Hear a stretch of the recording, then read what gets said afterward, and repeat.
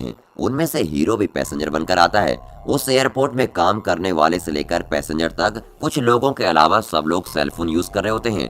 वहाँ का कुक भी सेलफोन में किसी से बात करते हुए सब्जी काट रहा है और हीरो भी अपने हिसाब से अपना फोन निकालकर अपनी वाइफ को फोन करता है और पूछता है कि कहाँ हो। तो वाइफ कहती है कि मैं अभी अपने लड़के को स्कूल से वापस लेने आई हूँ। तो वो लड़का वहाँ आ जाता है और कहता है कि मुझे पापा से बात करनी है और फोन को लेकर उस कॉल को वीडियो कॉल में कन्वर्ट करके बात करता है और बड़े ही प्यार से पूछता है कि पापा आप कब आओगे। तो हीरो कहता है कि मैं बहुत जल्दी आऊंगा। तभी हीरो का फोन का चार्ज अचानक से खत्म हो जाता है और फोन बंद हो जाता है। फोन को चार्ज पर लगाने के लिए हीरो वहाँ देखता है, लेकिन सारे जो प्लग पॉइंट होते हैं वो बिजी हैं।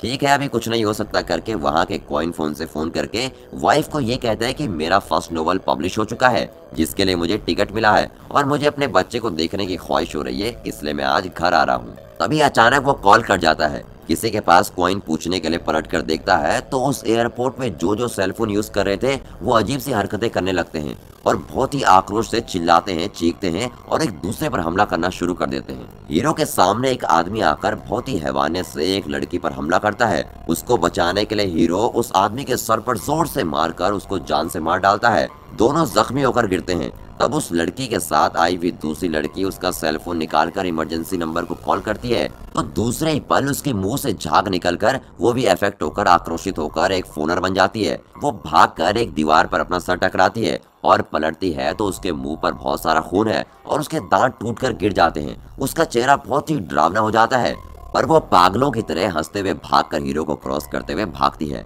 जो कुक उस समय सब्जी काटते हुए फोन पर बात कर रहा था वो भी अफेक्ट होकर एक फोनर बन जाता है और चाकू लेकर बाहर आकर गुस्से से एक आदमी को मार देता है और हीरो की तरफ आगे बढ़ता है। हीरो उससे लड़ रहा होता है। उसी वक्त एक पुलिस ऑफिसर आकर उस कुक को शूट कर देता है और हीरो को वहां से बचाता है। तभी वो पुलिस वाला कहता है कि वहां पर मौजूद सभी लोगों को शूट करना पॉसिबल नहीं है, थोड़ी हेल्प के लिए लोगों को बुलाना चाहिए। अपना फोन उठाता है तो हीरो कहता है कि सेल फोन यूज मत करो। जो भी सेल फोन यूज करता है वो अफेक्ट होकर एक फोनर बन जाता है। अभी थोड़े पुलिस ऑफिसर अफेक्ट होकर फोनर बनकर आक्रोशित होकर पागलों की तरह अंधाधुंध गोलियां चला रहे हैं तो हीरो उनसे छुप के वहां पर चेयरों के बीच में छुप जाता है। तभी एक फ्लाइट क्रैश होकर जहां हीरो बैठा है उस तरफ टकराने वाली होती है। ये देखकर अंडरग्राउंड को जाने वाली सीढ़ियों की तरफ हीरो भागता है और उसके पीछे कुछ एक फोनर आ जाते हैं। सीढ़ियों के नीचे बिना सिग्नल के वो फोनर स्टक होकर गिर जाता है।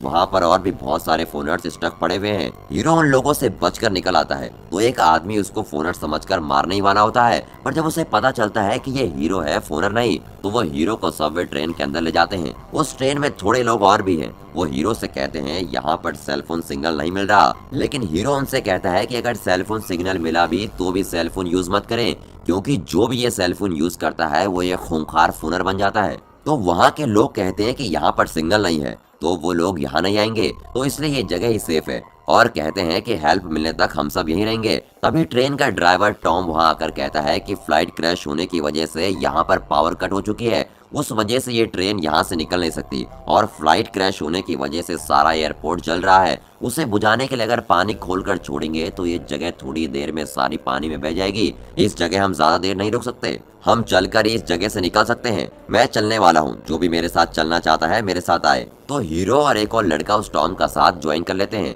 वो तीनों बातें करते हुए उस ट्रैक के रास्ते जा रहे होते हैं। गेट के करीब जाते हैं तो उस एंट्रेंस के पास कुछ लोग खड़े हुए हैं, जिसको ये लोग गौर करते हैं। ये लोग सोच ही रहे होते हैं कि ये कौन है। तभी उस लड़के का फोन रिंग होता है। तभी ये लोग यहाँ पर सिग्नल मिल रहा है सोच रहे होते हैं कि अचानक एक फोनर हाथ में एक कुल्हाड़ी लेकर सामने आ जाता है और उस लड़के को बहुत ही बेरहमी से काट कर जान से मार डाल देता है। थोड़े ही पल में दूर खड़े हुए फोनर्स इनकी तरफ भागकर आते हैं।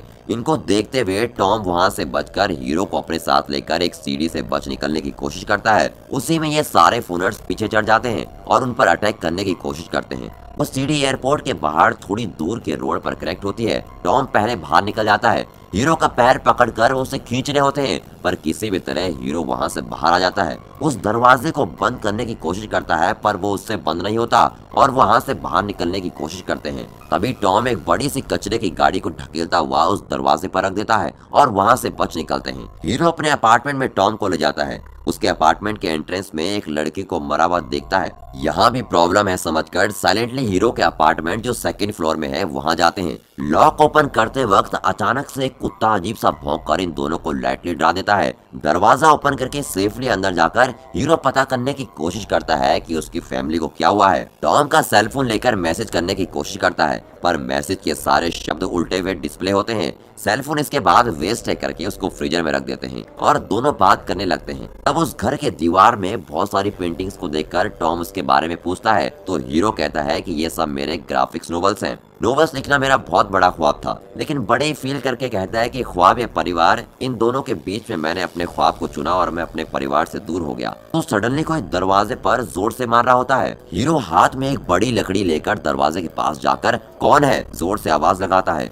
एक लड़की की आवाज आती है, दरवाजा खोलिए प्लीज। हीरो के दरवाजा खोलते ही एक लड़की सारे बदन पे खून से लथपथ है और उसके हाथ में चाकू होता है। तभी पता चलता है कि वो उसके घर के ऊपर रहने वाली लड़की है। उसे देखकर वो दोनों शॉक हो जाते हैं और पूछते हैं कि क्या हुआ है। वो रोते हुए बोलती है कि मेरी माँ फुनर बनकर मुझ पर हमला करने वाली थी और कोई रास्ता नहीं था तो मैंने उनको मार दिया। हीरो उस लड़की के हाथ से डरते हुए धीरे धीरे वो चाकू निकालता है और उसको दिलासा देता है और अपनी वाइफ के कपड़े देकर उसको नहाने के लिए कहता है। वो नहाकर आती है और कहती है कि मैं बहुत टायर्ड हूँ और मैं थोड़ा रेस्ट करना चाहती हूँ। फिर वो वहाँ के सोफे पर लेट जाती है। हीरो टॉम के पास आकर कहता है कि मेरी वाइफ आखिर में मुझसे सेल फोन पर बात कर रही थी, लेकिन पता नहीं क्या हुआ। कल मैं उनको देखने जा रहा हूँ, अगर आप भी मेरे साथ आएंगे तो अच्छा होगा। तब टॉम कहता है कि मेरा भी कोई नहीं है, मैं तुम्हारे साथ चलूंगा। अभी वो लड़की जिसका नाम एलिस है वो भी कहती है कि मेरा भी कोई नहीं है, मैं भी तुम लोगों के साथ चलूंगी। तीनों दूसरे दिन निकलने का डिसाइड करते हैं। तभी फ्रीजर में फोन रिंग होने की आवाज आती है। हीरो और टॉम फ्रीजर ओपन करके देखते हैं।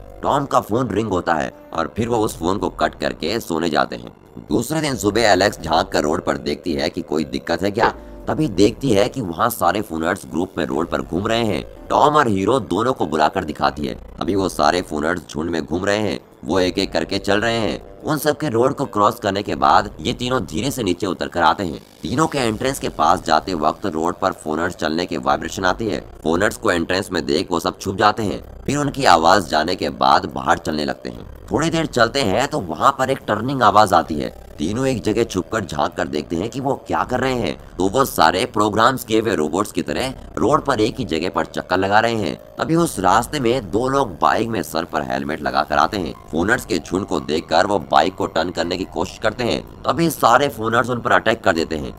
ये देखकर ये तीनों उस गैप को यूज करके डर के उनकी आंखों में बिना पड़े दूसरी तरफ एस्केप होकर भाग जाते हैं। सिटी को पार करके जाते वक्त रास्ते में सारे सेलफोन टावर्स को देखते हुए जाते हैं। ऐसे ही चलकर जाते हुए एक अकेला घर देखते हैं। तभी उस घर के बाहर बोर्ड लगा हुआ है कि उस घर में गन ट्रेनर्स हैं। फिर हीरो और एलेक्स उनके पास हेल्प मांगने के लिए जाते हैं और सोचते हैं कि उनसे सेफ्टी के लिए गन्स मांग लेंगे। अंदर जाकर देखने के बाद पता चलता है कि उस घर में दो लोग एक दूसरे को शूट करके मार चुके हैं। तभी टॉम भी अंदर आ जाता है। मरी हुई लड़की के हाथ से हीरो गन निकाल लेता है। उसके बाद घर में बुलेट्स कहाँ हैं ढूंढते हैं। फिर वहाँ से पैक करते हैं। तभी एलेक्स गार्डन में एक छोटे से लड़के को देखती है। तीनों गार्डन में जाते हैं। वहाँ पर उस लड़के के हाथ में एक कुत्ता रखा हुआ है और वो लड़का कोई दूसरी तरफ देख रहा है। एलिस उसको बुलाती है पर वो बिना पलटे ऐसे ही बैठा हुआ है। टॉम थोड़ी दूर से आवाज लगाता है तो वो लड़का उस कुत्ते को छोड़कर सडनली पलटता है। तभी ये पता चलता है कि ये भी एक फूनर है। तभी ये फौरन उसे शूट करके मार देते हैं। पर दूसरे ही सेकंड उस गार्डन के पास वाले जंगल से बहुत सारे फूनर्स निकलकर इनकी तरफ भाग कर आते हैं। ये देखकर ये तीनों वहाँ से बचकर निकलने के लिए बहुत ही तेजी से पास वाले जंगल में भागने लगते हैं और बहुत दूर रास्ते में एक नदी आती है और वहाँ से भागकर बचने का रास्ता नहीं है करके तीनों लॉक हो जाते हैं। कट कर दिखाते हैं तो वो फोनर्स उस नदी के पास पहुंच जाते हैं। हीरो कहता है कि कोई रास्ता नहीं है तो वहाँ पर रखी हुई एक बोट को उल्टा करके उसके नीचे तीनों छुप जाते हैं। वो सारे फोनर्स इनको ढूंढते हुए उस बोट की तरफ आते हैं। हीरो कहता है कि इन फोनर्स के जाने के बाद इस बोट के नीचे से निकलकर बाहर आ सकता है। तब सूरज डूब रहा होता है। तभी वो सारे फूनर्स सूरज को देखकर अपने मुंह से कोई अजीब सी आवाज निकालकर सिग्नल निकाल रहे हैं। थोड़ी देर बाद सारे निकल जाते हैं। फूनर्स के जाने के बाद ये लोग उस बोट के नीचे से निकल कर आते हैं। हीरो कहता है कि ये सारे लोग कुछ प्रोग्राम्स किए हुए जैसे चल रहे हैं और जैसे ही उस लड़के ने हमको देखा थोड़ी देर में हमें ढूंढते हुए सारे सभी यहाँ आ गए। वो सारे हमें उस लड़के के जरिए ही देखे होंगे। लगता है वो एक दूसरे से टेलीपैथी की तरह कनेक्टेड है। उसके बाद एक पुल को क्रॉस करते हुए चले जाते हैं और रात को एक स्कूल के रास्ते से होते हुए जाते हैं जहाँ पर म्यूजिक की आवाज आती है। वहाँ पर उस स्कूल का हेडमास्टर और उसके साथ अच्छा पढ़ने वाला लड़का जॉर्डन भी है। उनके पास जाकर हीरो कहता है कि क्या आज रात हम यहाँ रुक सकते हैं, तो वो दोनों मान लेते हैं। तभी ये पूछता है कि आपने इतनी जोर से म्यूजिक क्यों लगाया है, अगर फोनर्स आ जाएंगे तो। तभी वो हेडमास्टर कहता है कि ये म्यूजिक उन फोनर्स से ही आ रहा है। फिर उनको स्कूल के ग्राउंड पर लेकर जाकर दिखाता है। वहाँ पर 100 से भी ज्यादा स्टूडेंट्स हाथ में सेलफोन लिए उस सेल से गाने सुन रहे हैं। तभी हेडमास्टर चाकू निकालकर एक स्टूडेंट के पैर पर छुपाता है। कोई भी रिएक्शन दिए बिना, मूव किए बिना वो वहीं पे पड़े हैं। वो लड़की डरकर पूछती है कि क्या वो आ जाएंगे। तभी वो हेडमास्टर कहता है कि अगर मैं पैर की जगह सर पर भी मारूं ना तो भी नहीं आएंगे। तभी जॉर्डन कहता है कि ये जो म्यूजिक है वो उनके मुंह से आ रहा है। तो हीरो उनमें से एक के पास जाकर कान लगाकर सुनता है, तो जैसे जॉर्डन ने कहा वैसे ही म्यूजिक उसके मुंह से प्ले हो रहा है। हीरो समझ जाता है। तभी एलिस ये कहती है कि फिर भी हम अंदर जाकर बात कर सकते हैं। वो स्कूल के अंदर जाकर डिस्कशन कंटिन्यू करते हैं। तभी जॉर्डन कहता है कि ये एक एलियन अटैक है, बिना गन और बॉम्ब को यूज किए इंसानों को रोबोट बनाकर सबको क्लीन कर रहे हैं। फोनर्स ही इंसानों के बाद वाली नस्ल है। सभी फोनर्स अभी अपने आप को अपडेट कर रहे हैं। तभी चाकू मारने के बाद भी उठकर नहीं आए। फोनर्स के लिए उनका दिमाग ही हार्ड डिस्क है, वो भी अनगिनत बाइट वाला एक खतरनाक हार्ड डिस्क। उन्हीं को यूज करके एक ट्रांसमीटर की तरह इस म्यूजिक को ट्रांसमिट करके एक दूसरे से शेयर कर रहे हैं। ये सुनकर हीरो थोड़ा डर जाता है। तभी वो हेडमास्टर कहता है कि ये फोनर्स सिर्फ रात में शांत रहते हैं, सो सुबह होने से पहले हमें उन्हें मार देना चाहिए। वो कहता है कि इस स्कूल के गार्डन में पानी डालने वाला एक ट्रक है, अगर हम उन स्टूडेंट्स पर पेट्रोल डालकर आग लगा दें तो हम बच सकते हैं। ये एक अच्छा सुझाव है करके सब लोग ग्राउंड पर जाते हैं। उस ट्रक को लेकर हीरो और टॉम उन स्टूडेंट्स पर वो पेट्रोल छिड़क देते हैं। पेट्रोल छिड़कने के बाद उस ट्रक को वापस रख लेते हैं। उसके बाद एक तीर पर आग लगा के उस तीर को चलाकर हेडमास्टर सबको जला देता है। आग सारे ग्राउंड पर लग जाती है। एक दो फोनर्स यहाँ वहाँ भाग रहे होते हैं। तभी ये लोग उनको शूट करते हैं। अभी टॉम कहता है कि वो आग ट्रक पर भी लगने वाली है और सबको अलर्ट करता है। उसी वक्त वो ट्रक में आग लगकर धमाका होता है, जिसमें बेचारा वो हेडमास्टर स्पॉट पर ही मर जाता है। फोनर्स के बारे में जो अच्छे से जानता था वो हेडमास्टर अब मर चुका है। उसके लिए जॉर्डन बहुत रोता है। जॉर्डन को दिलासा देकर तुम्हारा यहाँ रहना ठीक नहीं है करके जॉर्डन को वो लोग वहाँ से ले जाते हैं। थोड़ी देर चलने के बाद एक थिएटर आता है। उस थिएटर की बाड़ को तोड़कर वो अंदर जाते हैं और थोड़ा देर रेस्ट करते हैं। सोते वक्त हीरो को एक ख्वाब आता है। उस ख्वाब में एक रेड कलर की जैकेट वाला एक फोनर आकर उसको डराता है। हीरो डरकर जाग जाता है। तब सब जाग रहे होते हैं। वो ये कहता है कि मैंने ख्वाब में एक रेड कलर जैकेट वाले को देखा और मैं जाग गया। तो बाकी सभी लोग भी कहते हैं कि हमने भी उसको ख्वाब में देखा है। तभी वो कहता है कि यहाँ पर कुछ तो गड़बड़ हो रहा है। फिर कहता है कि कोई सिग्नल हमारे दिमाग को थोड़ा थोड़ा करके ऑक्यूपाई कर रहा है, अब यहाँ सोना और ठीक नहीं है। ये सुनकर वो चारों वहाँ से निकल जाते हैं। बाहर आता ही एलिस और टॉम दोनों का सेलफोन बजता है। उसको उठाकर देखा तो प्राइवेट नंबर करके डिस्प्ले होता है। उस फोन को आग में डालकर वो वहाँ से निकल जाते हैं। फिर सारा दिन चलते ही रहते हैं तो रास्ते में एक अकेले बार को देखते हैं। उस बार के बाहर क्वेश्चन एंड नो फोन करके लिखा है। तो नोफो का मतलब है नो फोन और क्वेश्चन का मतलब है कि इस जगह पर कोई मोबाइल सिग्नल नहीं है, इसलिए वो जगह सुरक्षित है। जॉर्डन कहता है कि जो लोग बचे हैं वो लोग इस जगह पर आ रहे हैं। उस बोर्ड पर मेंशन किया गया है। वो लोग उस बार के अंदर जाते हैं। वहाँ उस बार में एक लेडी और दो जेंट्स हैं। ये लोग कहते हैं कि क्या हम रात भर यहाँ रुक सकते हैं, फिर सुबह चले जाएंगे। तो वो लोग मान जाते हैं और रहने के लिए जगह दे देते हैं। यहाँ पर ये लोग अपनी पसंद का खाना और कुछ देर गाना गाकर थोड़ी देर खुश रहते हैं। उस रात हीरो एलिस से अपनी वाइफ के बारे में बताकर फील करता है। तो वो लड़की कहती है कि फिक्र मत कीजिए, आप जरूर अपनी फैमिली से मिलेंगे। उसके बाद सब सोने चले जाते हैं। अचानक वो लेडी नींद से उठकर दरवाजे के पास जाती है। दरवाजे के पास लगी चाबी वाइब्रेट होती है।